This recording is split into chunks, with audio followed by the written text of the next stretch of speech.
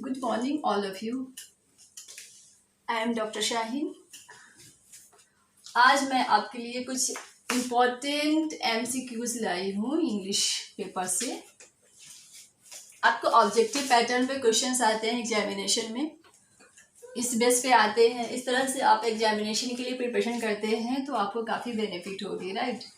तो आपके लिए जो इम्पोर्टेंट MCQs है, सर फर्स्ट क्वेश्चन जो मैं लेकर आई हूँ वो है, in which work of Milton does the following line occur. Milton के कौन से वॉक में ये लाइन अकर है।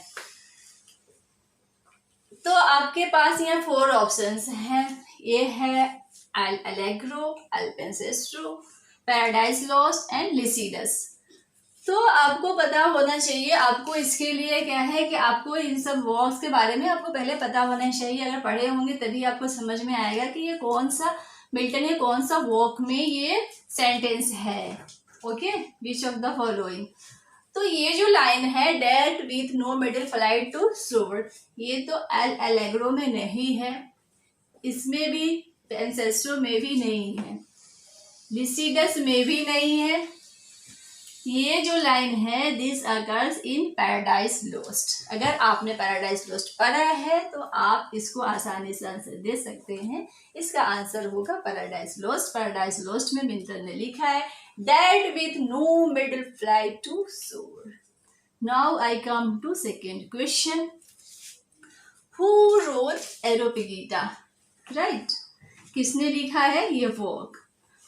तो राइटर के वर्क्स का जो टाइटल है that is also important from your examination point of view. बहुत बार क्या है कि आपको राइटर्स के जो बुक है उसके टाइटल भी पूछे जाते हैं, तो आपको पता होना चाहिए। तो ये जो बुक है ये किसने लिखा है, हु रोट एरोपिगीटा। तो आपको पता होना चाहिए ये ड्राइडन ने तो नहीं लिखा है, ये स्पेंसर ने भी नहीं लिखा, डी क्विंसी ने, तो who wrote it. So John Milton wrote Areopagita. The correct answer would be Milton. Milton wrote Areopagita. Now the third question is, the restoration period starts from. Restoration period कब से start होता है, तो आपको पता होना चाहिए। restoration period 1625 नहीं है स्टार्ट का, 1645 नहीं है, 1676 नहीं है। So now the correct answer would be 1660। 1660 का पीरियड है जब रेस्टोरेशन पीरियड स्टार्ट होता है, right. So the fourth question is, the unfinished work of Ben Jonson is. So unfinished work इसे बेन जॉनसन की कौन सी है। तो इसमें जो है ये कैटलिन जो है ये फिनिश्ड है, ये पेनेटिस ये फिनिश्ड है, सैड शेफर्ड जो है ये अनफिनिश्ड है, you and cry after Cupid that is also finished work of Ben Jonson, right. तो कई बार UGC NET examination English paper में आपके क्वेश्चंस इस टाइप से भी आते हैं, which one of the following work is unfinished work of that writer.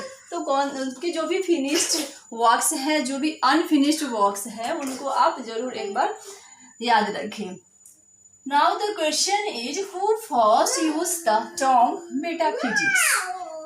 Metaphysics जो टर्म है वो फर्स्ट टाइम किसने यूज किया। तो आपका फर्स्ट ऑप्शन है डॉक्टर जॉनसन, सेकेंड ऑप्शन है John Donne, third is Matthew Arnold, fourth is PB Shelley. So इसमें से आपको बताना है कि कौन सा राइटर है जिसने टर्म मेटाफिजिक्स यूज किया फर्स्ट टाइम में। तो जॉन डन ने तो नहीं किया, शेली रोमांटिक पोएट है, इसने भी नहीं किया, मैथ्यू अर्नोल्ड विक्टोरियन राइटर, इसने भी नहीं किया, doctor Johnson use the term metaphysics. Now the question is, who celebrates Cromwell's return through an ode. So who celebrates Cromwell's return through an ode? First option is Andrew Marvell, second is Ben Jonson, third is John Milton, fourth is Robert Herrick. आपको इसमें से बताने हैं कौन से answer correct होगा? Who celebrates? John Milton doesn't celebrate, Ben Jonson doesn't celebrate, Robert Herrick doesn't celebrate. So now the correct answer would be Andrew Marvell. The correct answer would be Andrew Marvell. And the last question is, Dryden wrote an elegy on the death of Cromwell.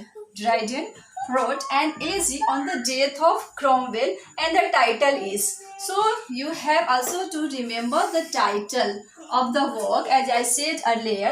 So the option is, you have the first option, heroic stanzas on the death of Cromwell, and the second stanza is a requiem on the death of Cromwell, and the third option is a tribute to Cromwell, and the fourth option is lamentation on the death of Cromwell. You have 4 options and you have given to the correct answer.